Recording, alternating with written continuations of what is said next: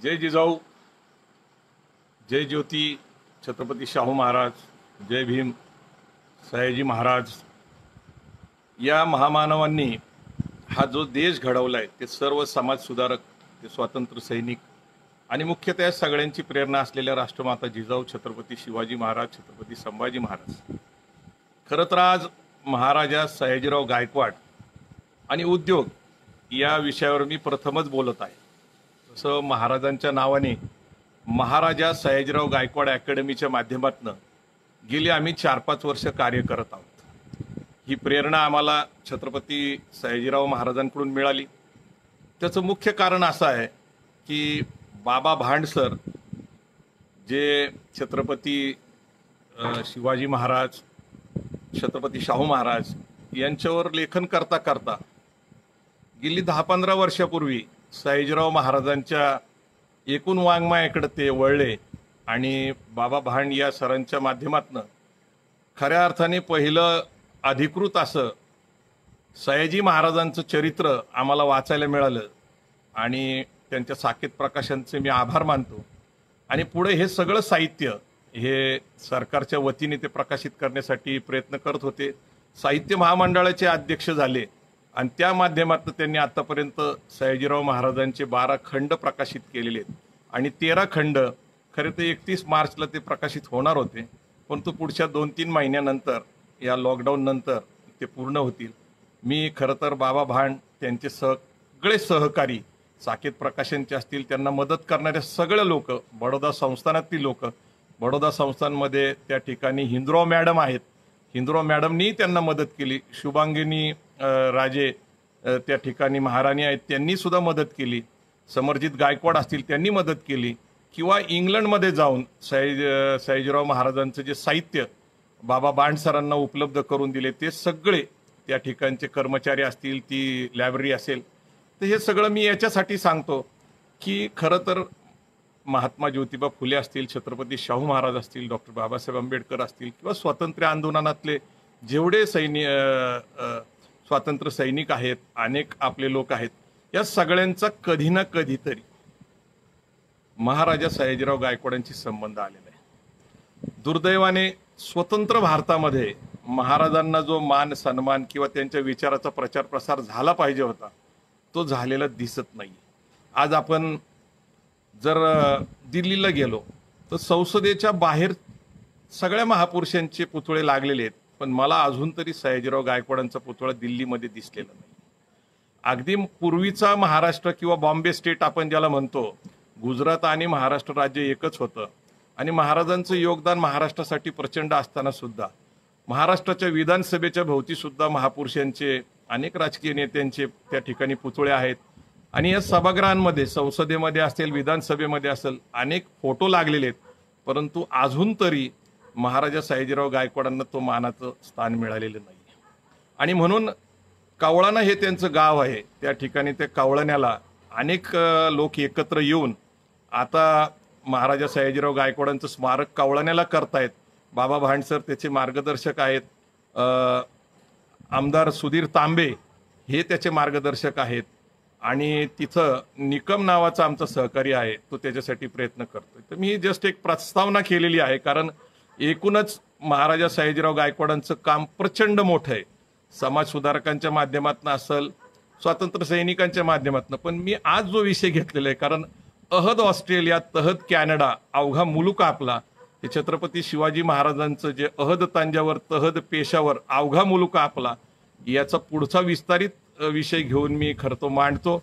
आणि उद्योजकता असेल, शिक्षण असेल किंवा परदेशात नोकरी असेल, या विषयाला अनुषंगून ते बोलतो।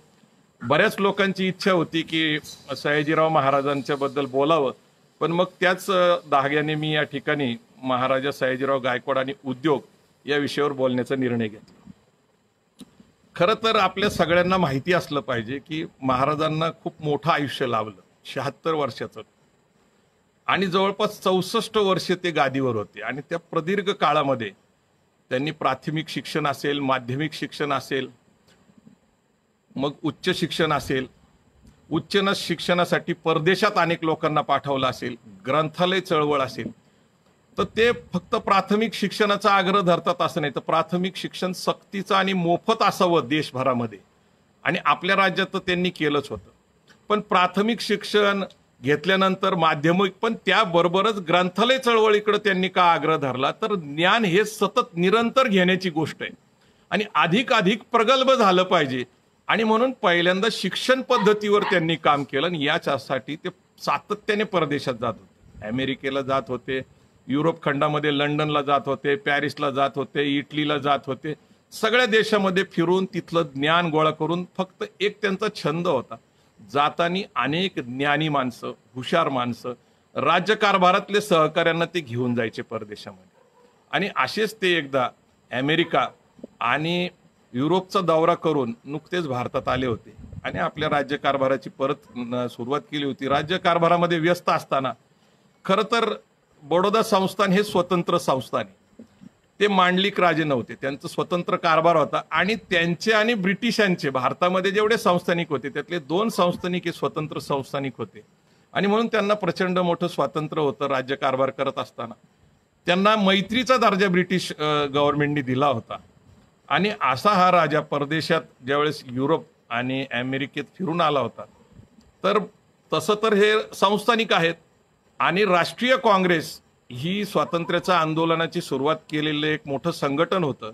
आणि त्या कलकत्त्याच्या अधिवेशनाला नौरोजी जे आहेत आपले दादाभाई नौरोजी त्या राष्ट्रीय काँग्रेसचे अध्यक्ष होते. आणि त्यांचं आणि काही सहकाऱ्यांच्या मध्यस्थीने त्यांना त्या उद्योग या विषयावर बोलायला बोलवलं. तर तो काळ होता डिसेंबर 1906चा. डिसेंबर 1906ची जी सामाजिक राजकीय परिस्थिती आहे आणि स्वातंत्र्याचा खूप अगोदरच आहे, या म्हणजे first world war, second world war पण झालेली नाहीये. आणि अशा स्थितीमध्ये भारताचं एकूण औद्योगिकीकरण या विषयावर सयाजीराव महाराजांना बोलवलं होतं. तर त्यांनी असं म्हटलं, मी इतका व्यस्त असून सुद्धा मी जर कदाचित या कार्यक्रमाला आलो नसतो तर त्यांनी आत्मद्रोही आणि देशद्रोही स्वतःलाच म्हटलं. कारण जर मी खरं इथं आलो नसतो तर एवढ्या लोकांपुढं मला औद्योगिक या विषयावर बोलता आलं नसतं. नवसारीच्या जवळ महाराजांनी जवळपास 1883-85च्या दरम्यान एक साखर कारखाना काढला होता आणि तो आशिया खंडातला पहिला सहकारी साखर कारखाना आहे. आणि आजही तो चालू आहे. नवसारी याच्यासाठी सांगितलं की ते देवी काहीतरी त्याचं नाव आहे आणि तर ते फारसं लोकांना परिचित नसल्यामुळं तो कारखाना, साखर कारखाना बडोदा संस्थानातला काही रक्कम आणि सहकारी तत्वावर बऱ्याच लोकांशी एकत्र येऊन तो भारतातलाच नाही तर आशिया खंडातला पहिला सहकारी साखर कारखाना सयाजीराव महाराजांनी नवसारीच्या जवळ उभा केला होता. सूतगिरण्या सुरू केल्या होत्या.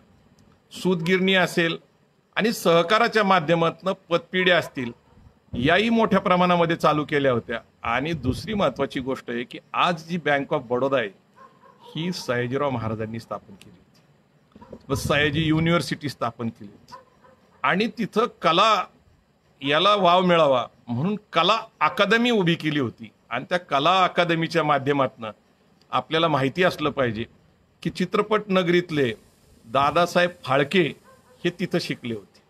आणि दादासाहेब फाळके तिथून शिकल्यानंतर चित्रनगरीमध्ये आले आणि भारताच्या चित्रपट सृष्टीचे त्यांना जनक म्हटलं गेलं. ते सयाजीराव महाराजांच्या कला अकादमीमध्ये शिकले होते.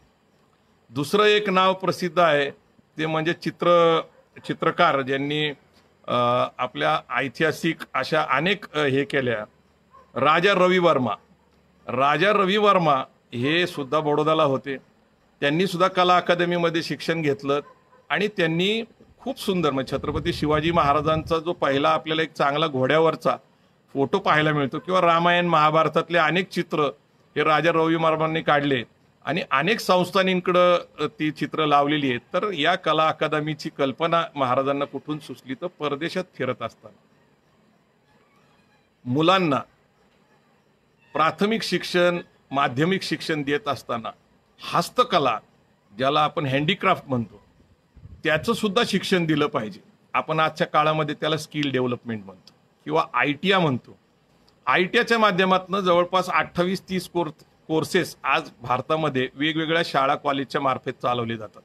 तर अशा प्रकारच्या कोर्सेसच्या माध्यमातून मग इलेक्ट्रिशियन असेल किंवा आता कॉम्प्युटर इंजिनियर असेल किंवा टेलिफोन रिपेअरचा असेल किंवा स्कूटर मेकॅनिक असेल, असे कोर्सेस ITI मध्ये आपल्याकडे शिकवले जातात. पण त्या काळामध्ये म्हणजे 19व्या शतकाच्या सुरुवातीला अगदी अमेरिका असेल, लंडन असेल, फ्रान्स असेल, जर्मनी असेल, या अनेक देशांमध्ये प्रगतशील उद्योगधंदा का निर्माण झाला, तर तिथं तंत्रज्ञानावर आधारित शिकलेले लोक तयार केले गेले आणि तंत्रज्ञान अवगत झाल्याशिवाय चांगलं प्रोडक्ट तयार होत नाही. एकूण महाराजांनी या 1906च्या भाषणामध्ये, त्या अधिवेशनामध्ये भारतातल्या एकूण माणसांची आणि मुख्यतः मराठी माणसाच्या मानसिकतेबद्दल ते बोललेले आहेत की आपले लोक प्रचंड आळशी झालेले आहेत, प्रचंड स्वाभिमानी झालेले आहेत, त्यांना आता फार काही काम करावं वाटत नाही, शेती कर्जबाजारी झालेली आहेत, सैन्यात जाणं हा एकमेव मोठा भाग मराठी किंवा मराठा समाजाचा असायचा, तोही आता बंद झाला होता. कारण सैन्यात जाण्यासाठी तशा पूर्वीच्या एवढ्या काही योजना नसायच्या. जे काही लोक गेले ते ब्रिटिशांकडेच जायचे. आणि म्हणून येणाऱ्या काळामध्ये नवीन उद्योग आणले पाहिजेत आणि ते नवीन उद्योग नुसते साधे उद्योग नाहीत, तर ते मोठे उद्योग आणावे लागतील. आणि म्हणून त्यांनी सगळ्यात पहिल्यांदा JRD टाटा स्टीलला पहिल्यांदा मदत केली. नवसारीचे आहेत टाटा आणि कुटुंब. टाटा कुटुंब हे बडोदा संस्थानच्या नवसारीचे आहेत आणि नवसारीच्या असलेल्या या टाटांना, जमशेदजी टाटांना त्यांनी मदत केली. ब्रिटिश लोक त्या काळामध्ये पौलाद ज्याला आपण म्हणतो किंवा स्टील म्हणतो किंवा लोखंड म्हणतो हे परदेशातून आयात करत होते. परंतु तो उद्योग प्रथम जो सुरू झाला तो टाटांनी सुरू केला आणि त्यातनं खऱ्या अर्थाने रेल्वेला लागणारी रुळं ही टाटा बनवत होते. त्यावेळेस ब्रिटिश त्यांना सहकार्य करत नव्हते, तर त्यांच्या मागं उभा राहून महाराजांनी त्यांच्यासाठी युक्तिवाद केले आणि तो कारखाना उभा राहिला. पुढं आपल्या मुंबईमध्ये, खरं तर मुंबई वाशी हा जो परिसर आहे ह्या वाखारी शिवकालापासून ब्रिटिशांच्या आहेत आणि त्या ब्रिटिशांच्या असल्यामुळं त्या ठिकाणी पूर्वी कधीतरी एकदा JRD टाटा युरोपमध्ये गेले होते आणि एका हॉटेलमध्ये त्यांना अपमान झाला होता आणि तो अपमान एका हॉटेलमध्ये झाल्यामुळं अत्यंत सुंदर असं भव्य दिव्य हॉटेल भारतात गेल्यानंतर निर्माण करायचं आणि मुंबईतच का करायचं, तर तिथं ब्रिटिशांचं राज्य होतं, ब्रिटिशांची मालकी होती आणि म्हणून मुंबईमध्ये ताज हॉटेल जे काढलं त्याला आर्थिक मदत महाराजा सयाजीराव गायकवाडांनी केली होती. आणि म्हणून एक हॉटेलचा उद्योग असेल किंवा सहकाराच्या माध्यमातून साखर कारखाना असेल, सूतगिरणी असेल किंवा नीळ हा मोठा व्यापार होता. आता आजच्या काळामध्ये आपण तेवढं जाणत नाही कारण अनेक प्रकारचे रंग उपलब्ध झालेत. निळीचा एक व्यापार मोठा होता, त्याचे काही कारखाने निर्माण केले गेले होते. चामड्याचा उद्योग मोठा होता, त्याचे काही कारखाने उभे केले गेले होते. वूल असतो, वूल म्हणजे आपण त्याला वुली कपडे घालतो आपण उन्हाळ्यामध्ये, ते त्याचे कारखाने उभे केले गेले. काच कारखाने आपण या देशामध्ये उभे राहिले. आणि एकूणच सयाजीराव महाराजांचं जे ते भाषण आहे, एक तर ते कृतिशील राजे आहेत, म्हणजे त्यांनी पहिल्यांदा इथल्या माणसांच्या स्वभावाबद्दल बोलले, त्याच्यानंतर त्यांच्या स्वभावात काय बदल केला पाहिजे त्याच्याबद्दल बोलले आणि मग प्राथमिक शिक्षण, माध्यमिक शिक्षण, त्याच्याबरोबरच नंतर परदेशात जाण्यासाठी एक चांगली योजना बनवली पाहिजे याच्यासाठी त्यांनी बोललेले आहेत. त्यांनी एक खूप चांगलं उदाहरण त्या भाषणामध्ये सांगितलं की उद्योग हे निरंतर बदल स्वीकारणारं आहेत. कारण सुरुवातीचा काळ जो होता तर कोळशावर चालणाऱ्या वाफेचे इंजिन होते, म्हणजे नुसतंच रेल्वेचं नाही तर हातमाग असतील, हातमागाच्या पुढं जे काही इंडस्ट्रियलायझेशन झालं त्याला पूर्णपणे वाफेवर चालणारे इंजिन होते. नंतर ते इलेक्ट्रिकवर गेले, म्हणजे ऊर्जा निर्माण व्हायला लागली होती. महाराजांच्या काळामध्ये युरोप खंडामध्ये ऊर्जा निर्माण व्हायला लागली होती. हळूहळू हे सगळे बदल होणार आहेत आणि म्हणून 12 बलुते पद्धतीने मग कुंभार असेल, मग चांभार असेल किंवा गावामध्ये लोहार असेल किंवा सुतार असेल, ह्या सगळ्या लोकांनी तंत्रज्ञान शिकलं पाहिजे ITIच्या माध्यमातून. त्या काळामध्ये ITIच म्हणलं पाहिजे कारण आता शब्दाची मर्यादा आहे, स्किल डेव्हलपमेंट आपण म्हणू. आणि ह्या 12 बलुत्यांनी आपलं स्किल चांगलं केलं पाहिजे कारण आता स्पर्धा निर्माण झाली होती. कारण आपल्याकडे जे सुती कापड मिळत होतं ते कितीही चांगलं असलं तरी आपल्याकडं एक मोठा व्यापार असा होता की आपण कॉटन म्हणजे कापूस भारतात उगवत होतो, तो कापूस घेऊन ते युरोपमध्ये जायचे आणि तिथून कापड बनवून भारतात यायचं आणि त्याच्यावर प्रचंड मोठा नफा युरोपियन लोक कमवायचे. तर महाराजांची अशी इच्छा होती की आपण सुद्धा ते तंत्रज्ञान डेव्हलप केलं पाहिजे, कारण रॉ मटेरियल आपण तयार करतो आणि फिनिश्ड प्रोडक्टवर मोठा नफा युरोपियन लोक कमवतात, ब्रिटिशर्स कमवतात. आणि म्हणून त्या बाबतीत मात्र त्यांनी खूप चांगलं सांगितलं की आता आपण स्वदेशीचा नारा दिला पाहिजे आणि स्वदेशीच्या माध्यमातनं आपण जो कापूस उत्पादन करतो तर कापूसाचा कापड आपल्याच इथं निर्माण केलं पाहिजे. त्यांनी हे सुद्धा सांगितलं की आपल्या कापडाचा दर्जा जर रॉ असेल, साधा असेल, त्या काळामध्ये मांजरपाट वगैरे होतं, तर तो तुलनेत परदेशीयांच्या महाग असेल किंवा चांगला नसेल तरीही भारतीय लोकांनी प्रोत्साहन देण्यासाठी त्या उद्योगाला ते खरेदी केलं पाहिजे. आणि उद्योजकांना हे सांगितलं की जर युरोपियन लोक मलमल सारखं कापड बनवत असतील, दर्जेदार कापड बनवत असतील, चांगला प्रोडक्ट बनवत असतील, तर मग आपण तो का बनवू शकत नाही, असाही त्यांनी प्रश्न उपस्थित केला होता. साखर उद्योग त्या काळामध्ये सुद्धा अडचणीत आला होता. भारताची साखर निर्यात केली जायची. भारतामध्ये जवळपास 268 साखर कारखाने खाजगी उद्योगाच्या माध्यमातून त्या काळामध्ये उभेही राहिले होते. मोठ्या प्रमाणामध्ये ऊसाची साखर परदेशात जात होती आणि ही परदेशात जात असताना सुद्धा भारतीयांची ती साखर हळूहळू व्यापाराला कमी पडायला लागली. त्याचं कारण जर्मनी असेल, हॉलंड असेल किंवा लंडन असेल किंवा म्हणजे इंग्लंड, फ्रान्स, म्हणजे युरोप खंडामध्ये बीट या मुळापासून, बीट आता आपल्याला सगळ्यांनाच माहिती, त्या काळामध्ये त्याला मुळं म्हणायचे, तर बीट या मुळापासून साखर उत्पादन सुरू झालं आणि साखर उत्पादन ते तुलनेत या पूर्णपणे ऊसाच्या पेक्षा ती साखर दर्जेदार, गोड आणि स्वस्त निर्माण झाली आणि भारतातून निर्यात करायला आपण साखर करत होतो ती आयात करायला लागली. आणि त्या काळामध्ये, ज्या काळामध्ये 1906 मध्ये साखर उद्योग अडचणीत आला होता, अनेक साखर कारखाने त्यावेळेसही बंद पडले होते. जसं ते साखर कारखान्याबरोबर झालं होतं तसंच कापड उद्योगाबरोबर पण झालं होतं. पण महाराज त्या भाषणाची सुरुवात खूप मजेशीर करतात, कारण भारतामध्ये 2500 वर्षापासून व्यापार सुरू होता आणि 2500 वर्षापासून व्यापार सुरू असल्यामुळं तो ग्रीस पासून कसा तो आपल्या भारतात होता, त्याला आपण सिल्क वे म्हणतो, म्हणजे हा सिल्क रूट म्हटला जायचा. भारतातनं चायना, चायनातनं युरोप पर्यंत, म्हणजे अफगाणिस्तान असेल, इराण असेल, तुर्कस्तान असेल, आणि असा हा सिल्क रूट होता. आणि सिल्क रूटचा 2500 वर्षाचा रूट कसा होता, भारत कसा समृद्ध होता 2500 वर्षापूर्वी, आणि भारतातनं मीठ असेल, सोनं असेल, दर्जेदार कपड्याचं मलमली ज्याला सिल्क म्हणतो, आणि सिल्कचा व्यापार आसाम असेल, कलकत्ता म्हणजे वेस्ट बेंगॉल असेल, इथं मोठ्या प्रमाणामध्ये होता. आणि हा सिल्कचा व्यापार कसा मोठ्या प्रमाणामध्ये चालत होता आणि 2500 वर्षाचा इतिहासाचं ते व्यापारीकरण सांगत असताना आपला देश कसा व्यापारी देश होता, उद्योजक देश होता, हे ते सांगतात. ते सगळ्यात महत्वाचं एक वाक्य सांगतात की भारताला स्वातंत्र्याची गरज आहे, भारताला समाजकारणाची गरज आहे, पण समाजकारण आणि स्वातंत्र्याने निर्माण होणारं राजकारण म्हणजे स्वातंत्र्य मिळाल्यानंतर त्याच्याबरोबर जर औद्योगिकरण नाही झालं तर ती अडचण होईल. कारण स्वातंत्र्य मिळेल आपल्याला, सामाजिक चळवळीतनं आपल्याला समानता मिळेल, पण स्वतंत्र भारतामध्ये जर उद्योग उभे राहिले नाही तर या देशाची दिशा भरकटण्याची शक्यता आहे.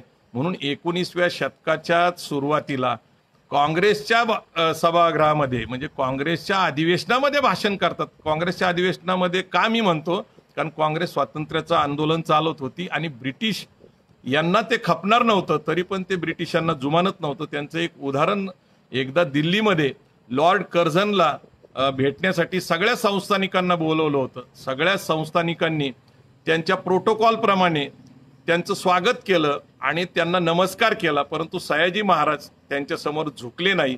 सयाजी महाराज न झुकताच त्यांच्यापासून निघून आले. ही गोष्ट लॉर्ड कर्झनच्या आणि त्यांच्या ब्रिटिश शासनाच्या लक्षात आली. आपल्याला आठवत असेल की छत्रपती शिवाजी महाराज आग्र्याच्या दरबारामध्ये औरंगजेबाच्या समोर झुकले नाही आणि त्यांची खिल्लत उडून दिली.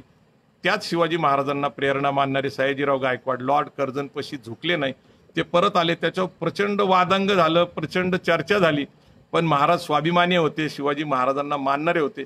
छत्रपती शिवाजी महाराजांचा पुतळा त्यांनी बडोदामध्ये उभा केला होता. आणि आपल्या सगळ्यांना आश्चर्य वाटेल की कृष्णाजी अर्जुन केळुस्कर ज्यांनी शिवाजी महाराजांचं चरित्र लिहिलं आणि बुद्धाचं चरित्र लिहिलं, आणि ही दोन्ही चरित्र डॉक्टर बाबासाहेब आंबेडकरांना कृष्णाजी अर्जुन केळुस्करांनी दिले. आणि त्याच ओळखीतनं कृष्णाजी अर्जुन केळुस्करांनी डॉक्टर बाबासाहेब आंबेडकरांना सयाजीराव महाराजांची भेट घालून दिली.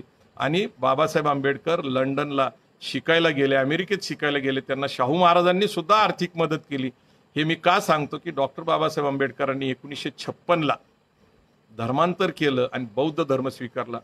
पण जवळपास 19व्या शतकाच्या सुरुवातीलाच 1915च्या दरम्यान जपानवरनं अत्यंत सुंदर असा बुद्धाचा पुतळा सयाजीराव महाराजांनी आपल्या राजवाड्यात बसवला होता. सयाजीराव महाराजांचं पॅलेस हे राणी आहे ना व्हिक्टोरिया आपली लंडनची, तिच्यापेक्षा 7 पट मोठा आहे. पण त्याचं फक्त एकच महत्व आहे आणि ते म्हणजे त्या प्रत्येक पॅलेसच्या प्रत्येक मिनारावर प्रत्येक धर्माचं काय काय लिहिलेलं आहे, धर्माची प्रतीक आहेत. आणि सर्व धर्म समभाव आणि जनसेवा असा मानणारा हा लोकराजा होता. या लोकराजाची दृष्टी इतकी मोठी होती की शिक्षणातनं आपल्याला प्रज्ञा येईल, ज्ञान येईल, परंतु त्या ज्ञानातनं आपल्याकडं औद्योगिकरण झालं पाहिजे, आपल्याकडं प्रगती झाली पाहिजे. अनेक समाजसुधारकांना त्यांनी मदत केली. अगदी रियासतकार सरदेसाई हे सुद्धा ज्यांनी इतिहास लिहिला छत्रपती शिवाजी महाराजां मराठ्यांचा, ते सुद्धा सयाजी महाराजांच्या पदरी होते. सयाजी महाराज परदेशात जात असताना जिथं जिथं जायचे तिथलं तिथलं ज्ञान आणायचे. बडोदा संस्थानामध्ये जे काही त्यांनी व्यापक काम केलं ते प्रचंड मोठं आहे. परंतु दुसरीकडं मात्र आपण एक लक्षात घेतलं पाहिजे की सामाजिक चळवळीतल्या कार्यकर्त्यांनी आणि राजकारणातल्या कार्यकर्त्यांनी औद्योगिकरणाकडे दुर्लक्ष केलं. समाजकारणातनं आपण फुलेशाह आंबेडकरांच्या विचाराचा प्रचार प्रसार केला. इथं सामाजिक समता आली, राज्यघटनेतनं समता आली, परंतु औद्योगिकरण नसल्यामुळं आज मराठा समाजाला रस्त्यावर येऊन आरक्षण मागायला लागतं. आरक्षण का मागायला लागतंय? तर शेती परवडत नाही, शेती विभागलेली आहे, छोटे छोटे तुकडे झालेले आहेत आणि अर्थकरण बिघडलेलं आहे. एकूणच आम्ही मराठा आरक्षणाची मागणी करण्यामागचं मुख्य कारण होतं शेतकरी आत्महत्या. आणि शेतकरी आत्महत्यातनं किती शेतकरी मेले हा आकडा प्रचंड मोठा आहे. आणि शेतकरी जर आत्महत्या करत असेल, तो अन्नदाता आहे, तो आपलं रक्त आटवतो, घाम गाळतो, आपल्यासाठी अन्न पिकवतो, पण तो सुखी संपन्न जीवन जगू शकत नाही. आणि म्हणून आपले अनेक लोक सांगत आलेले आहेत. एक गमतीने मी सांगत असतो, कारण चरण सिंग हे शेतकरी नेते होते. चरण सिंग म्हणायचे त्यांच्या भाषणामध्ये, एक लड़का खेती करेगा, एक लड़का हल चलाएगा, दूसरा दिल्ली जाएगा. म्हणजे एक माणूस आपल्याकडं शेती बघल आणि दुसरा उद्योगासाठी नोकरीसाठी जाईल. महाराष्ट्रात पण तसं पूर्वी होतं की एक शेती करायचा आणि दुसरा सैन्यात जायचा. हळूहळू या देशातलं जे काय राजे राजवाडे कमी पडत गेले, युद्ध कमी होत गेली.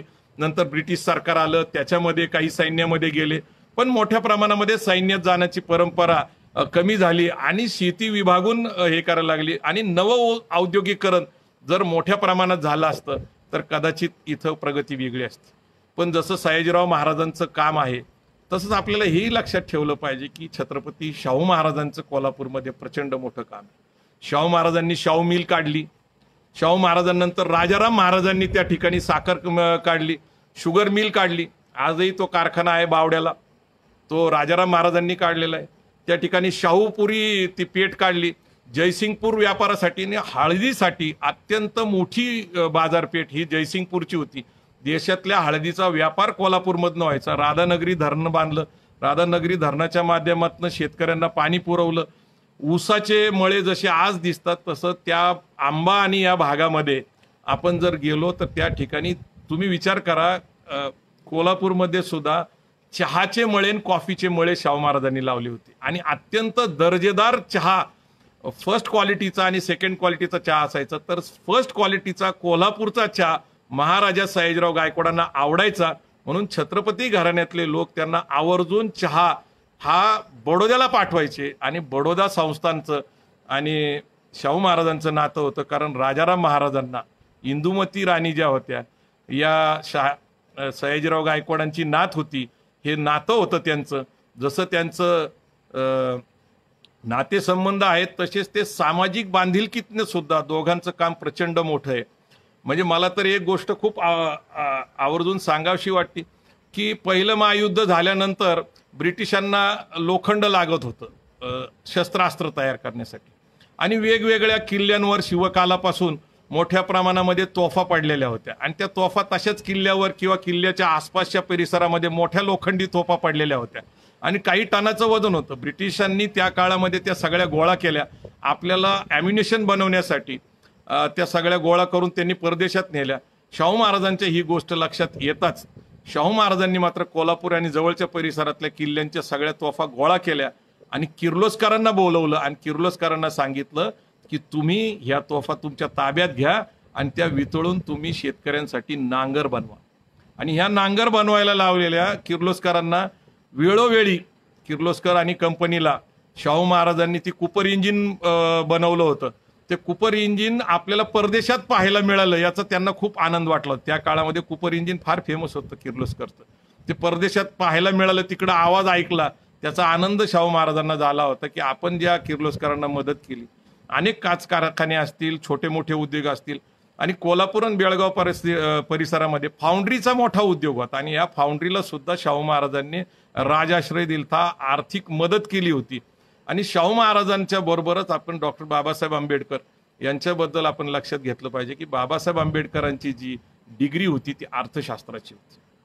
अर्थशास्त्राची डिग्री ही त्यांनी लंडन स्कूल ऑफ इकॉनॉमिक्समध्ये घेतली होती, आणि त्यांनी त्याच्यावर PhD केली होती, आणि प्रॉब्लेम ऑफ रुपीज नावाचा ग्रंथ म्हणून ती प्रकाशित झालेली आहे. आणि हा ग्रंथ डॉक्टर बाबासाहेब आंबेडकरांनी, हा अर्थशास्त्राचा ग्रंथ हा डॉक्टर बाबासाहेब आंबेडकरांनी महाराजा सयाजीराव गायकवाडांना अर्पण केलेलं आहे. ज्यावेळेस महाराजा सयाजीराव गायकवाड यांच्या दरबारामध्ये त्यांना बाबासाहेबांना शिकून आल्यानंतर कामाला बोलवलं, तिथं त्यांना अपमानित करण्यात आलं बाबासाहेबांना तिथल्या उच्चवर्णीय लोकांकडून. बाबासाहेब ती नोकरी सोडून मुंबईला आले, पण परत कधीही सयाजीराव महाराजांनी काही त्यांना विचारपूस केली नाही, कारण शिष्यवृत्ती घेतल्यानंतर शिकलेल्या लोकांनी परत बडोदा संस्थांमध्ये काही काळ तरी काम केलं पाहिजे. अर्थात त्याला पगार वगैरे सगळा होता, पण बाबासाहेबांना तिथं उच्चवर्णीयांकडून अपमान झाल्यामुळे बाबासाहेब तिथं थांबले नाही.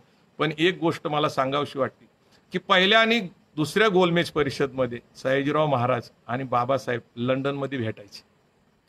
ज्या वेळेस बाबासाहेब आंबेडकरांनी प्रथम ॲडॉल्फ फ्रँचाईज कायदा लागू झाल्यानंतर भारतामध्ये आता निवडणुका होणार आणि अस्पृश्यांसाठी स्वतंत्र मतदारसंघाची ज्यावेळेस मागणी केली, आणि ती मागणी करत असताना गांधीजींना त्यांनी जो युक्तिवाद केला, तो गांधीजींना युक्तिवाद करून ब्रिटिशांना हे मान्य करायला लावलं की बाबा अस्पृश्यांना स्वतंत्र मतदारसंघ दिल्याशिवाय अस्पृश्यांचे प्रतिनिधी निवडून येणार नाही, हे त्यांनी पटवून दिलं. तिथला एक खूप चांगला युक्तिवाद मला सांगावासा वाटतो. ज्यावेळेस दुसऱ्या गोलमेज परिषदमध्ये ब्रिटिशांनी गांधीजींनाच महत्त्व दिलं होतं, त्यावेळेस बाबासाहेब आंबेडकर म्हटले की 2000 वर्ष अस्पृश्यांना हिंदू धर्माने न्याय दिला नाही, त्याचे गांधीजी प्रतिनिधी आहेत. मी त्यांचं समजू शकतो ते जर अस्पृश्यांच्या आरक्षणाला विरोध करत असतील, पण ब्रिटिशांना माझा प्रश्न आहे, तिथं ब्रिटिशांचे पंतप्रधान बसलेले आहेत, सगळं मंत्रिमंडळ बसलेलं आहे गोलमेज परिषदला, आणि तिथं धाडसाने बाबासाहेब आंबेडकर म्हणतात की 150 वर्ष ब्रिटिश आमच्या देशात काम करतात, त्यांनी सुद्धा अस्पृश्यांना कुठं न्याय दिलेला आहे, कुठं त्यांच्या शिक्षणासाठी प्रयत्न केलेले आहेत, कुठं समानतेसाठी प्रयत्न केलेत.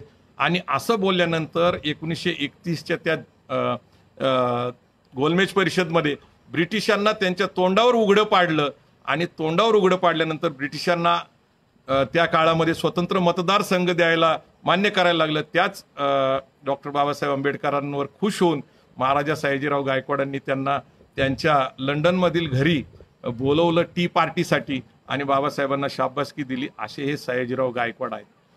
दादाभाई नवरोजी असतील ते सुद्धा त्यांच्याकडं काम करत होते, अरविंद घोष असतील ते त्यांच्याकडे येऊन जातो. म्हणजे सगळ्या लोकांच्या बरोबर त्यांचा संपर्क राहिला. परदेशात त्यांचं जाणं येणं मोठ्या प्रमाणामध्ये होतं, आणि म्हणून ज्ञानाचं भांडार म्हणून ते युरोपकडे आणि अमेरिकेकडे बघायचे. अमेरिकेत आणि युरोपमध्ये जाण्याचं त्यांचं जास्त काळ गेला. काही लोक म्हणतात की 23-24 वर्ष ते जवळपास परदेशातच राहिले.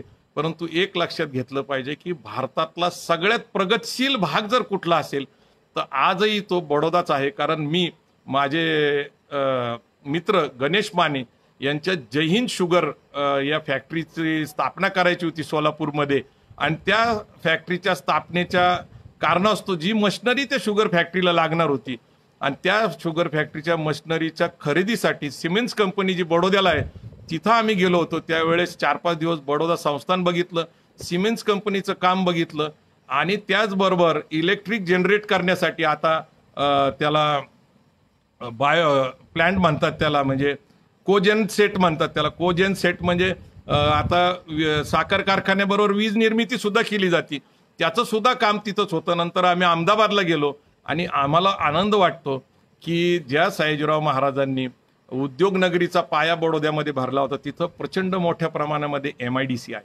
आणि त्या MIDC मधलं मोठ्या प्रमाणाचं मशिनरी जैन शुगरला आणलं आणि मला प्रत्यक्ष सयाजीराव महाराजांचं ते काम पाहता आलं.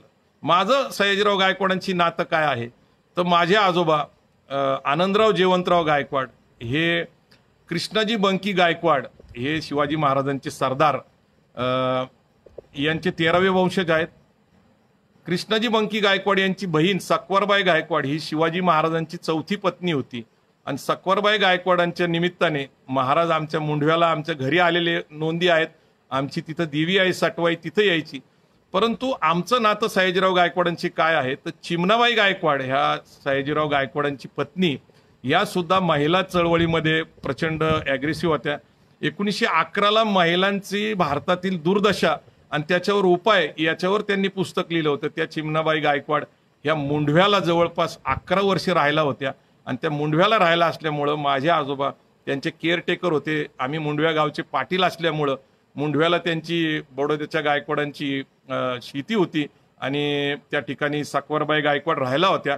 पुण्यामध्ये गायकवाड वाडा आहे, तो गायकवाड वाडा पुढं लोकमान्य टिळकांना स्वातंत्र्याच्या आंदोलनासाठी केसरी वृत्तपत्र काढण्यासाठी दिलेलं आहे. आज त्याचं नाव बदललं असेल, कोणी केसरीवाडा म्हणतं, टिळकवाडा आहे, परंतु तो खऱ्या अर्थाने गायकवाड वाडा आहे. आणि मला अभिमानाने सांगावं वाटतं की माझे आजोबा नेहमी सांगायचे की ज्यावेळेस ते बडोद्याला जायचे त्यांची सासरवाडी सावंतांची होती, त्यांच्या बंधूंची पण त्यांनी मेवणीच केल्यामुळं सासरवाडी बडोद्याची होती आणि जाणं येणं बडोद्याला त्यांचं नेहमी होतं. तर दरबारामध्ये महाराजा सयाजीराव गायकवाडांबरोबर बसण्याचा त्यांना एक प्रसंग आला. अनेक वेळा ते महाराजांना भेटले आणि भेटलेच नाही तर त्यांच्याबरोबर काही कामकाजामध्ये त्यांना मदतही करण्याची संधी मिळाली माझ्या आजोबांना. आणि एक प्रसंग ते नेहमी सांगायचे की ज्यावेळेस बारडोलीचा संप झाला होता, सरदार वल्लभभाई पटेल त्याचं नेतृत्व करत होते, तिथं झालेल्या काही कायदा सुव्यवस्थेच्या प्रश्नानिमित्ताने चर्चा करण्यासाठी वल्लभभाई पटेल यांना दरबारात सयाजीराव महाराजांनी बोलवलं होतं. सयाजीराव महाराजांच्या समोर वल्लभभाई पटेल उभे होते. त्याच वेळेस माझ्या आजोबा दरबारात उजव्या हाताला महाराजांच्या बसले होते. हा प्रसंग ते नेहमी सांगायचे. पुढं चिमणाबाई गायकवाडांचं शेवट मुंढव्यालाच झाला, त्या मुंढव्यालाच वारल्या. मुंढव्याला वारल्यानंतर त्यांचं शव बडोद्याला खास रेल्वेच्या बोगीने माझ्या आजोबा बडोद्याला घेऊन गेले होते. त्यामुळं महाराजा सयाजीराव गायकवाड यांचं जे काम आहे ते आम्हाला पुढच्या काळामध्ये चालवायला लागेल. मी माझ्या जीवनामध्ये ज्यावेळेस मला या सगळ्या गोष्टी कळाल्या त्यावेळेस मी व्यवसायाने बांधकाम व्यावसायिक असल्यामुळं आमच्या मुंढव्या भागामध्ये केशवनगरला महाराजा सयाजीराव गायकवाड कम्युनिटी हॉल बांधला. त्यानंतर सयाजीराव महाराजांच्या नावाने एक जवळपास 200 फ्लॅटची स्कीम केली. ही कृतज्ञता मी का सांगतो की ज्या महाराजांच्या कामाचं मूल्यमापन महाराष्ट्राने करायला पाहिजे, देशाने केलं पाहिजे. कारण उद्योग क्षेत्रामध्ये आपण प्रगती केली पाहिजे. ह्याचे टप्पे मी सुरुवातीला सांगितले की त्यासाठी त्यांनी शिक्षणाचा पहिला आग्रह धरला, त्याच्यानंतर स्किल डेव्हलपमेंट म्हणजे ITI सारख्या कोर्सेसचा, आणि त्यांनी इतकं चांगलं सांगितलं की कुठल्याही घराण्यातला, उच्च घराण्यातला असेल, कनिष्ठ घराण्यातला असेल, अस्पृश्य घराण्यात असेल, त्याला कुठल्या ना कुठल्या प्रकारच्या हस्तकला यायलाच पाहिजे. पेंटिंग यायला पाहिजे किंवा सुतारकाम यायला पाहिजे, लोहार काम यायला पाहिजे, कुंभार काम यायला पाहिजे. आणि त्यांनी दृष्टी चांगली होती, त्याचं मेंदू शार्प राहतो. आणि हे करता करता अनेक गोष्टी त्यांनी अशा सांगितल्या. त्यांनी अनेक मुलांना परदेशात शिक्षणासाठी पाठवलं, शिष्यवृत्ती पाठवली. आज आम्ही सयाजीराव महाराजांच्या विचाराने औद्योगिकीकरण करत असताना आपल्या देशामध्ये पुणे आणि महाराष्ट्रामध्ये मुंबई हे खूप मोठं औद्योगिक नगरी आहे. देशाच्या एकूण उत्पन्नातलं जवळपास 2/3 उत्पन्न हे बाकी राज्यात येत असेल तरी 1/3 उत्पन्न हे महाराष्ट्रातनं जातं. औद्योगिकरणाची जी प्रेरणा आपल्याला मिळालेली आहे ती सयाजीराव महाराजांच्या शाहू महाराजांच्या कार्यातनं मिळालेली आहे. समाजकारण केलंच पाहिजे, राजकारण केलंच पाहिजे, औद्योगिकरण सुद्धा केलं पाहिजे. मला या ठिकाणी नमूद करावं वाटतं की ज्या काळामध्ये शाहू महाराज असतील, सयाजीराव महाराज असतील, ते आपल्या लोकांना सांगायचे की दर्जेदार उत्पन्न स्वस्तात केलं पाहिजे. आता काय झाले? आता कोरोनाचा काळ आहे. कोरोनाच्या काळामध्ये चायनाची चर्चा आहे आणि चायना जगभर कसं पोहोचलं? जगातला एकूण 28% व्यापार चायनाच्या ताब्यात आहे आणि अमेरिकेतला 76% व्यापार चायनाच्या ताब्यात आहे. चायना दर्जेदार उत्पादन स्वस्तामध्ये उपलब्ध करून देतं म्हणून जगभर पोहोचलं आणि कोरोना सुद्धा त्यांनी जगभर पोहोचवला. जी गोष्ट चायनाला आजच्या काळामध्ये LPG म्हणजे लिबरायझेशन, प्रायव्हेटायझेशन, ग्लोबलायझेशनच्या काळामध्ये त्यांनी जगामध्ये व्यापार वाढवला. जग व्यापारासाठी भारताकडे पाहत होतं असा इतिहास 2500 वर्षाचा सयाजीराव गायकवाडांनी सांगितला. आणि त्या सयाजीराव गायकवाडांनी पुढची जी संकटं होती, औद्योगिकरणची प्रगती जी युरोपमध्ये झाली होती आणि तिथून दर्जेदार आणि स्वस्त माल येत असल्यामुळं आपल्या देशामध्ये आपल्याला कंबर कसली पाहिजे. परंतु मला दुर्दैवाने सांगायचे की सामाजिक चळवळीने खऱ्या अर्थाने लिबरायझेशन, प्रायव्हेटायझेशन, ग्लोबलायझेशनला विरोध केला. त्याच्यामध्ये मी सुद्धा होतो. मी सुद्धा SEZ ला विरोध करणारा माणूस होतो. परंतु गरिबांना हाताला काम नाही. आज 80% लोक म्हणजे जवळपास 80 कोटी लोक भारतामध्ये दारिद्र्य रेषेखाली राहतात. त्यांचं जीवन मरणाचा प्रश्न आहे. कोरोना निमित्ताने प्रत्येकाला आज जर काम हातातलं गेलं तर त्यांना अन्नधान्य मिळत नाही. अशा स्थितीमध्ये आपण आलेलो आहे. गरिबी रेषा तपासली पाहिजे. या आधुनिक काळामध्ये लिबरायझेशन, प्रायव्हेटायझेशनच्या, ग्लोबलायझेशनच्या काळामध्ये आता आपण जागतिक संधी शोधल्या पाहिजेत. सयाजी महाराज जगभर लोकांना घेऊन जायचे, तिथलं ज्ञान द्यायचे, तिथं शिकायला पाठवायचे. पण आता परिस्थिती वेगळी आहे. जगालाच आपण वैश्विक ठरवून आपण जगभर उद्योग व्यवसायासाठी जायला पाहिजे, शिक्षण नोकरीसाठी जायला पाहिजे. माझ्याकडे असंख्य अशी उदाहरणं आहेत सांगण्यासाठी की ज्याच्या माध्यमातून आम्ही या चळवळी चालवल्या. मित्रांनो, मी तुमच्या सगळ्यांची क्षमा यासाठी मागतो. आम्ही समाजकारण करत असताना तुम्हाला अर्थकारण सांगितलं नाही, आम्ही तुम्हाला औद्योगिकरण सांगितलं नाही, नोकरी आणि व्यवसायाचा जो काही आपण परिपाक सांगितला पाहिजे तो सांगितला नाही. पण संभाजी ब्रिगेडच्या माध्यमातून आम्ही गेल्या वर्षी बारामतीला कृषी विज्ञान केंद्रामध्ये 2 दिवसाचं औद्योगिक शिबिर शेतीच्या विषयावर घेतलं होतं. आम्ही आत्तापर्यंत इस्रायलला 4 वेळा गेलो. आम्ही 4 वेळा इस्रायलला जाऊन इस्रायलच्या शेती आणि तिथल्या आधुनिक तंत्रज्ञानाचा अभ्यास केला. त्याच्यासाठी महेश कडू याचं मी आभार मानतो. महेश कडूच्या माध्यमातून आम्ही इस्रायलला जातो. आतापर्यंत त्यांनी 10 वेळा इस्रायलच्या टूर केल्या, लोकांना ओळख करून दिली इस्रायल आणि त्याच्या औद्योगिकरण आणि शेतीच्या विषयाची. तसंच लोकेश सावंत हा जो माझा सहकारी आहे संभाजी ब्रिगेडचा, याच्या माध्यमातून आम्ही आतापर्यंत जवळपास 13 वेळा दुबईला 650 लोकांना घेऊन गेलो. त्याच्या माध्यमातून 63 लोक आता दुबई, अबुधाबी, सौदी अरेबियामध्ये कामाला लागले. तर येणाऱ्या काळामध्ये अर्थकारण फार महत्त्वाचं आहे. लॉकडाऊनच्या काळामध्ये आपण बरेच लोक क्वारंटाईन आहोत, घरामध्येच आहोत. आशा होती की उद्या कदाचित आपल्याला मोकळीक मिळेल, पण आता 17 मे पर्यंत आपल्याला घरीच बसावं लागेल. या काळामध्ये चिंतन केलं पाहिजे, मनन केलं पाहिजे, सिंहावलोकन केलं पाहिजे. सिंह सुद्धा ज्यावेळेस जंगलात चालत असतो त्यावेळेस तो 10 पावलं गेल्यानंतर थांबतो आणि मागं वळून बघतो. जंगलचा राजाला सुद्धा असुरक्षितता असते. आपण बेफिकीर आहोत, आपण मानव आहोत. आणि आपण, मला नेहमी सयाजीराव सांगायचे की मराठ्यांनी आता बदललं पाहिजे. ते ताव मारणारी मिशा असेल किंवा तो रुबाब असेल किंवा अहमपणा असेल तो आता सोडला पाहिजे. अखिल भारतीय मराठा शिक्षण परिषदेच्या अधिवेशनामध्ये त्यांनी ही गोष्ट सांगितली होती. आणि मराठा शिक्षण संस्थाच्या माध्यमातून जरी मराठा संस्थेचं नाव दिलं असेल तरी बहुजन समाजाच्या मुलांना शिकवलं जातं. म्हणून सगळ्या मराठा शिक्षण संस्थेच्या माध्यमातून निर्माण झालेल्या संस्थांना सयाजीराव गायकवाडांनी मदत केली. मी आत्ताच माहिती घेतली तर मला कळलं की नुसतं त्यावेळेसच नाही, टायटॅनिक बोट ज्यावेळेस बुडली 1917-18च्या दरम्यान, टायटॅनिक बोट बुडल्यानंतर त्या बुडलेल्या बोटीतल्या लोकांना आर्थिक मदत सयाजीराव महाराजांनी पाठवली. इराणमध्ये मदत पाठवली, अफगाणिस्तानमध्ये पाठवली. पण ही मदत त्यांच्या खाजगी पैशातली होती. संस्थानातला जो काही त्यांचा राज्यकारभार चालायचा त्यातले पैसे नव्हते. त्यांना जो काही मानधन किंवा तनखा मिळायचा त्या तनख्यातल्या पैशाच्या माध्यमातून समाजकारण असेल, राजकारणात काम करणारे असतील किंवा जिथं शिष्यवृत्ती असेल, जिथं मदत असेल, एवढा मोठा राजा सयाजीराव महाराज हा आपल्या देशाने दुर्लक्षित केला.